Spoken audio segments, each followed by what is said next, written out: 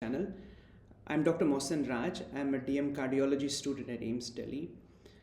I've done my MBBS from GMC Srinagar, then I did my MD from AIIMS New Delhi, and now I'm a DM student at AIIMS New Delhi. This is the third question and answer session on my channel. So this is a useful one because in this I answer the questions that you have asked. So it is about things that bother you. So it's not the content that I put by myself. So you've asked some of these questions and I'll try to answer all of these questions, at least last several comments. So I'll start with the first question. It's from Mannat Kaur Bagga. Well, as you guys know, I had put a video with respect to NEET PG or INI-CET, the fact that I didn't use coaching for myself and that how you could prepare for these exams without joining DAMS and Marrow and PrepLadder and other coaching platforms.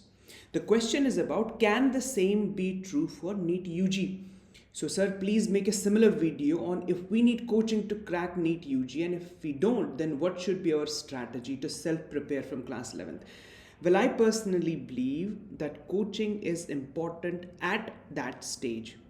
At the stage of class 11th, when you're totally new to these big subjects of physics, chemistry, and biology, and you don't have a proper technique of reading for a competitive exam, you're facing a competitive exam for the first time, your NEET UG, and it's a big moment because that moment decides whether you become a doctor or you don't become a doctor. Simple as that. I believe that coaching, good coaching, is very useful in class 11th, class 12th. So I don't recommend you sit back at home, just self-read. No, I recommend you join a good coaching institute. But remember, coaching helps, but coaching doesn't guarantee you an MBBS seat. You may see the centers like Allen or Akash publishing, okay, so many of their students have qualified for NEET. Okay, top 10 students all from Allen or all from Akash, something like that. But remember, the number of students who join their coaching is much, much more than the number of students who qualify. So if you look at the percentage of students who join coaching than or compare it to the percentage of students who actually crack NEET UG is totally different. Okay, the people who crack are fewer in number, right? So you join a coaching, but make sure that you put in your efforts to get a seat. Okay. Second question is from Mr. AJ.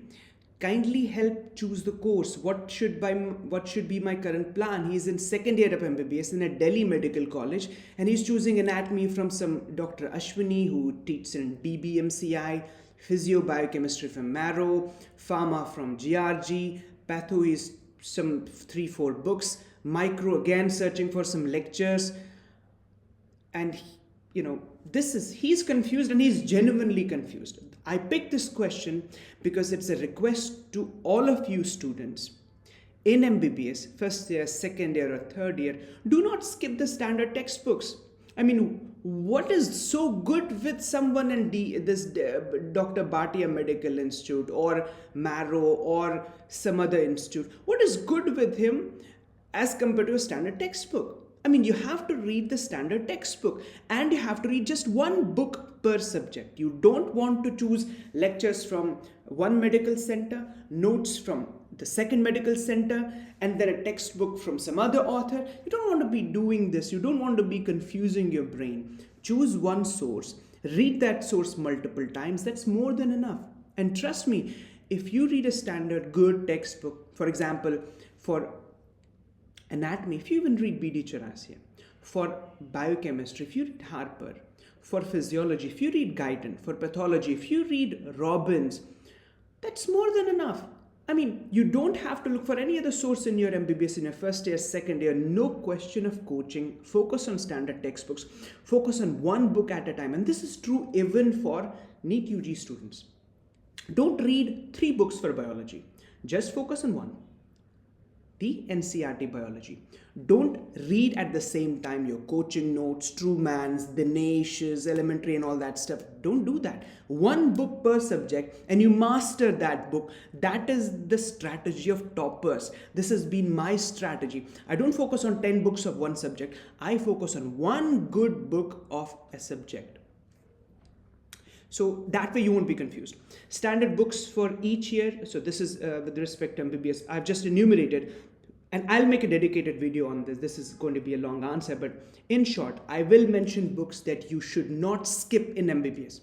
You should not miss these books in MBBS. They include Guyton or Ganong. I will prefer Guyton. It is very simple, basic book that you should not miss in physiology. You should not miss Robbins' pathology. You should not miss Harrison's medicine. You should not miss Bailey and Lau textbook for surgery. These 4 books you should not miss. Now, what about other subjects? See, if you talk of subject like ENT, ophthalmology, or anesthesia, or psychiatry, I don't care where from you read these subjects. Read these subjects from whatever source you like, even your coaching material or some guide reference book. That's fine. That's fine. But some books which are mandatory, they include things like Robbins. Don't miss that book. Don't compromise on that subject. I'll make year-wise, so-called survival guides for each year of MBBS subsequently. Please make a video on how to read a standard textbook. I have already made a video on how you should approach Harrison's textbook of medicine. If you haven't watched that video, please watch that video. And I'll surely make other videos on other subjects, say how to read pathology, Robbins, or how to read Guyton and Hall textbook for physiology. I'll make these videos subsequently. But one simple trick I'll tell you, you should know the important areas in each subject. You should know that in medicine, the most common disorders that you encounter in clinical practice, that you encounter in your medicine ward postings, they are mandatory. You have to read those topics. You should know which areas are frequently tested in the entrance exams. Those areas have to be revised from the standard textbooks. You should know in pathology which questions are being asked in your own prof exam, which questions are being asked in the entrance exams, in the INICET, in the NEET PG. So you should know the hot areas, and then you should be very, very strong in the concepts of those areas, and that's possible only if you read that part from the standard textbook thoroughly. Okay? Then Sanjana Kirti is asking, I am an above average student. Is it possible for students like me to crack AIIMS? Of course. Every student at AIIMS is not a genius. He's not everyone is God gifted. Most of the students here at AIIMS, be it MBBS students or people doing PG or people like me who are doing super specialty, nobody is a genius here. Everyone is just an average or an above average student, but each one of us has put enormous amount of hard work. You may be average, you may be above average, but you need the highest quality of preparation, highest amount of preparation, highest amount of practice to reach to this place. It is easy to crack NEET UG. It is even easy to crack NEET PG. It is easiest to crack the super specialty exams or something like that. But it is hard. It's extremely hard to reach to AIIMS Delhi. It's easy to get an MBBS seat, but it's extremely hard to get an MBBS seat at AIIMS Delhi. The difference is because people who reach AIIMS are the ones who work hardest. Okay, then please make video on how to make notes. What should be the best approach? What's the best way of making high yield notes, or should we buy already available notes? Now, number one thing, again, notes from Marrow and etc. Number one, see, there's no use of photocopying your friend's notes. Absolutely no use.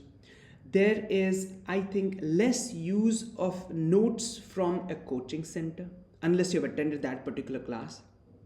The only form of notes that I find useful are the ones that I make myself while reading that chapter from a standard book or from a guidebook. My own handwritten notes. Now, because in your NEET PG preparation, you already have those review books, or you already have the question and answer type books. So the thing that I would recommend, that additional information from the main text you can write on top of your reference book, on top of your guidebook. Say, for example, if you're reading GRG for pharmacology, and at the same time you're reading the standard textbook of pharmacology, be it KDT or be it CADSM, any important information that you note, that you feel is important from the text, copy it to your guidebook so that you don't have to look at the standard text the next time. Okay, so the point is you should rely on the notes that you make for yourself and not photocopy it, not get it ready-made from some coaching institute. And it's not mandatory to make notes. I made notes for certain subjects, and personally I'll prefer a handwritten note. I used an iPad, I used every form of technology, but the best form of note is what you write with a paper and pen. So please tell me, how many problems come during college after NEET? Yes, of course. Once you qualify NEET UG, once you join a medical college, things are not absolutely easy. Things are good, things are beautiful. Life after NEET UG exam, life in a medical college is beautiful, but there are certain problems, and they're multiple. For example, you have to read much more than what you read for NEET UG preparation. It's not physics, chemistry, and biology alone. It's not those NCERT textbooks of biology. You will have big, thick books of 19 different subjects in your MBBS. So it's going to be a lot of hard work. Second, you're going to have too many exams, terminal exams, send-up exams, or then final university examinations. They're about 3, 4, 5 exams per year. You're totally burdened with those exams, right? And they include all forms of exams, written, MCQs, Viva, and whatnot, practicals, clinical exams. And then the fear of failure is highest in medical school. And sometimes a big problem occurs if you have some toxic faculty in a particular department, and the risk of getting failed by that faculty is like horrible. Sir, aap live kabhi aao? I'm preparing for NEET. I have doubts beyond studies. I mean regarding careers. So maybe someday I might come live and you might interact with me live. Aapka 12th kahan se hua hai? Shadan is asking. Well, I did my 12th from my own hometown in Kashmir, in district Anantnag, from a small school. But I studied in a small school, but I was the rank 1 in the medical stream of class 12th exam. I'm from Jammu Kashmir, so we have the JK Board of School Education. So that conducts our 12th class exams, and I was the state topper in the medical stream. And yes, I have consistently done good in board exams. I've consistently done in entrances. I've been the topper of my MBBS batch, and I have had very good ranks in postgraduate entrance exams by AIMS, PGI, and whatnot. So it's basically about having good concepts, and then these exams don't matter. Please make a video on salary after MBBS. I wonder, why are you interested in this question? I know there are so many videos on YouTube on this topic. Salary after MBBS, salary of a neurosurgeon, salary of a cardiologist, and something like that. So if you're preparing for NEET UG, if you want to become a doctor, this should not be a criteria. You may earn a lot, but this should definitely not be a criteria, because if you compare the amount of hard work you put to a profession versus the output that you get from that profession in terms of money, medicine, MBBS is not a good one then. So if you have to put a lot of work, years of training, and then a lot of work to get your salary, which is not anyways very, very high. Right? Even if a doctor earns a lot, it's because he has spent decades in training himself, and he is working very hard, doing so many procedures, and then earning that amount of money.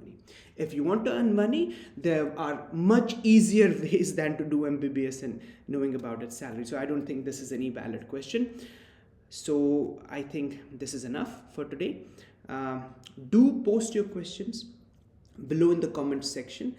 I think that's most relevant, because whatever concerns you, I will try to answer those questions. So feel free to post in the comments section. Thank you.